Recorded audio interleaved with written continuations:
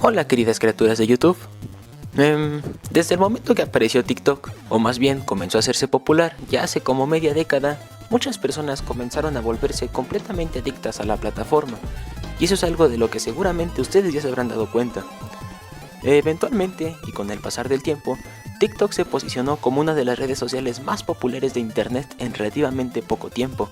¿Qué rayos tiene TikTok que te mantiene por horas mirando videos irrelevantes y con tan poco esfuerzo de elaboración, en la mayoría de los casos? Podemos atribuirlo al formato de contenido que tiene la plataforma. Videos cortos, fáciles de digerir e incluso dirigida a todas las edades gracias a su potente y terrorífico algoritmo que nos hace recordar una vez más que nuestra información publicada en internet ya no nos pertenece más, sino que pasa a ser propiedad de una multimillonaria empresa cuyas intenciones ni siquiera conocemos. En fin, supongo que ya me estoy desviando un poco del tema. Pues la preocupación por esos videos fáciles de digerir es lo que nos reúne aquí el día de hoy, querida criatura espectadora. La preocupación sobre el tipo de actos disparatados que los inexpertos usuarios de internet pueden llegar a cometer al ver en su teléfono a un completo desconocido que con algo de pseudociencia logra convencerlos. Me refiero a la interminable lucha contra la desinformación, que desafortunadamente es bastante común en plataformas populares como lo es TikTok, YouTube y muchas otras más. Es por ello que hoy les hablaré sobre un mito que he escuchado a algunas personas decir en dichas plataformas, referentes a los hornos de microondas. También explicaré cómo es que funcionan y si realmente son tan peligrosos como dicen. ¿Y por qué hornos de microondas? ¿Por qué no mejor desmentir los mitos sobre el 5G o algo así? Se preguntarán.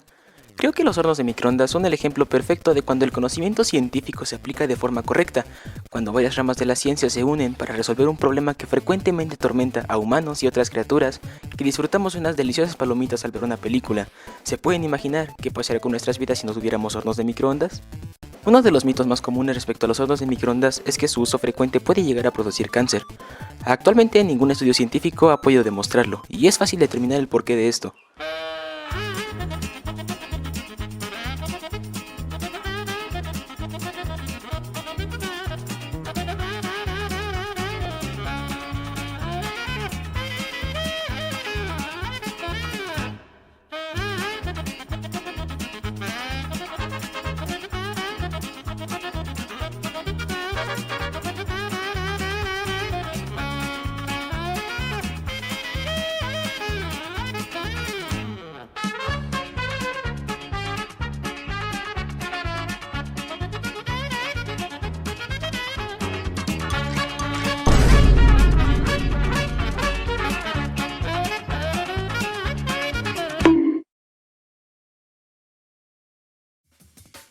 El horno de microondas calienta la comida haciendo vibrar las moléculas de agua que están contenidas en su interior. Es por ello que los contenedores no se calientan dentro, sino solo la comida. Al vibrar, las moléculas incrementan su energía cinética, que se ve reflejado como un aumento en la temperatura después de cierto tiempo. También es la razón por la que no se puede controlar con exactitud la temperatura que tendrá la comida después de calentarse, pero sí la potencia del dispositivo que produce las ondas de microondas y el tiempo que estará la comida dentro. Una forma de producir cáncer a un individuo es usando radiación ionizante, que altera las funciones celulares y pueden terminar por un aumento gradual de las células dañadas. Afortunadamente, la radiación producida por el magnetrón dentro de un horno de microondas está lejos de ser ionizante. La frecuencia de esta radiación oscila en 1 GHz, que constituye ondas con una longitud muy grande como para poder ionizar átomos dentro de las células. Las ondas que produce miden aproximadamente 30 centímetros, demasiado grandes como para poder destruir moléculas, pero suficientemente pequeñas como para hacer vibrar algunas de ellas. Para compararlo, el teléfono o computadora que ahora mismo tienes en tus manos opera en un rango de frecuencias cercanas a 1 GHz. Pero, ¿qué es lo que hace entonces que las moléculas de la comida vibren y las de tus manos no? Todo está en la potencia.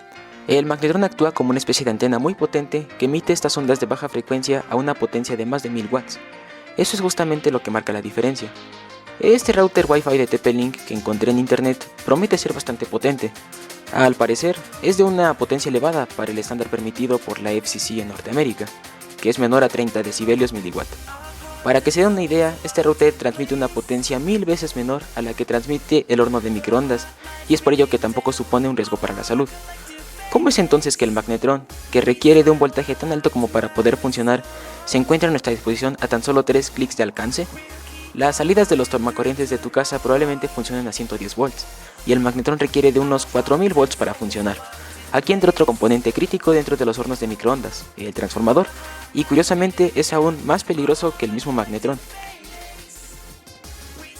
El transformador hace uso de la inducción de campos electromagnéticos para aumentar la salida de voltaje a coste de sacrificar algo de corriente en su salida. Así, la potencia sigue siendo la misma de entrada y de salida. Aquí mismo tengo un transformador que tal vez conozcan, llamado bobina de Tesla. Básicamente es un transformador de alto voltaje, en donde un alambre de cobre muy fino es enrollado en forma de bobina y otro, de un grosor mucho mayor, enrollado sobre dicha bobina. Al hacer pasar una corriente eléctrica por la bobina más pequeña, o bobina secundaria, un campo electromagnético se forma alrededor de ella, que posteriormente es captada por la bobina más grande, también llamada bobina primaria, produciendo un fenómeno conocido como inducción electromagnética. Al ser la bobina primaria más grande que la secundaria, ya que tiene un mayor número de vueltas, el voltaje que presentará será mucho mayor, que es proporcional a la diferencia de vueltas entre ambas bobinas. Una bobina Tesla requiere de corriente alterna para poder funcionar, y en general todos los demás transformadores, por la que aquí es convertida usando un transistor que actúa como un oscilador. Ahora bien, el peligro que supone trabajar con alto voltaje reside en que es fácil para una fuente de alto voltaje hacer fluir la corriente sobre casi cualquier cosa, incluso el aire, el agua o el cuerpo humano.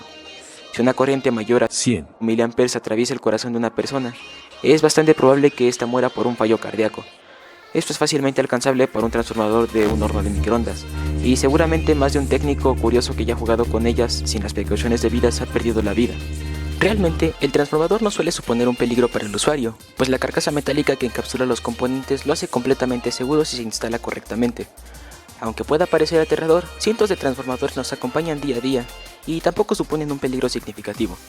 El problema ocurre cuando no se usan o se conectan correctamente, o cuando se intentan reparar sin conocimientos previos ni precauciones, que es algo que desafortunadamente ocurre muchas veces en el país en el que vivo. No me gustaría concluir con este video despojando de la curiosidad a quien lo vea. De hecho, pienso que cualquier persona puede reparar su horno de microondas si se lo propone y entiende los principios detrás de su funcionamiento. La curiosidad es el combustible que le permitirá terminar reparándolo, el combustible que impulsa muchos descubrimientos científicos y el combustible que llevó a la humanidad a la cima de la cadena alimenticia. No tengas miedo de preguntarte el porqué de las cosas, y tampoco tengas miedo de arruinar dispositivos electrónicos a los que tengas acceso. No estoy incentivando a destruir tu teléfono para ver lo que hay en su interior, o vaya, si tienes uno extra, ¿por qué no? Simplemente no dejes de cuestionarlo todo, y tampoco olvides realizar una pequeña investigación sobre las precauciones que puedas seguir antes de ver lo que hay en el interior de un aparato eléctrico. Cinta aislante, pinzas con mango aislante, contactos con protección de falla tierra y una caja de destornilladores pueden ser algunas de las herramientas que podrías necesitar. Y para finalizar, quiero que veas esto. Es un transformador de alto voltaje que extraje de una de esas raquetas matamosquitos eléctricas, y lo único que fue necesario hacer fue cortar la placa PCB por la mitad, usando una cegueta, justo en donde se conecta la salida de alto voltaje a una serie de diodos y capacitores. La salida es de aproximadamente 400 volts, pero es una gran herramienta que funciona con un par de baterías AA y que uso para probar lámparas de halógenos que encuentro por ahí. Esta es una lámpara de neón. Y habiendo dicho esto, me despido. Muchas gracias por ver el video y nos vemos en uno próximo. Adiós.